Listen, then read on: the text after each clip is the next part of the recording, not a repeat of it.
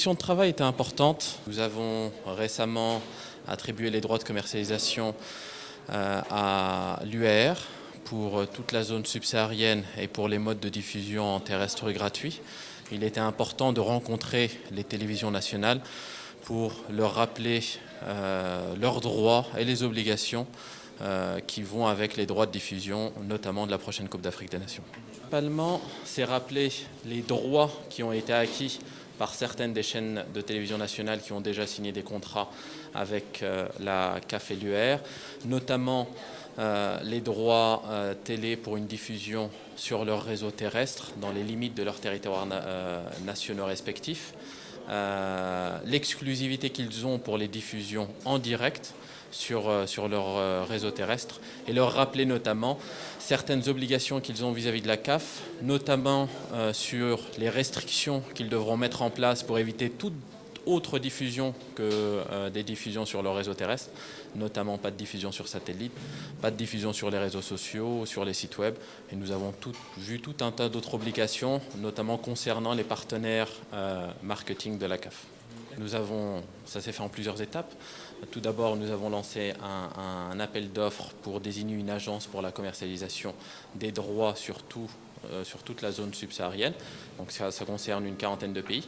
Nous avons attribué ces droits-là récemment à l'UAR, qui est à l'initiative de ce workshop. Suite à ça, l'UAR a lancé une consultation au Sénégal pour l'attribution des droits. Et suite à cette consultation, les droits ont été attribués à la RTS.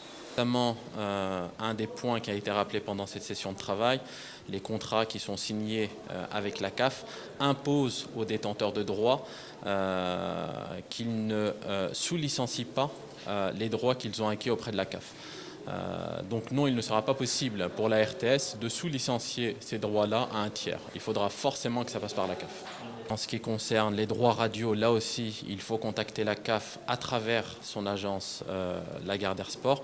Mais on n'autorisera pas des radios à diffuser l'ambiance du match. Elles pourront toujours commenter le match en le regardant à la télé. Ça, on ne peut pas leur interdire.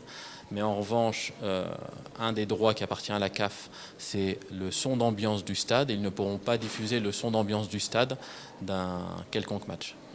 On a rappelé aux différentes télévisions nationales quelles sont les mesures qui sont prises par la CAF pour lutter contre les diffusions illégales de nos compétitions.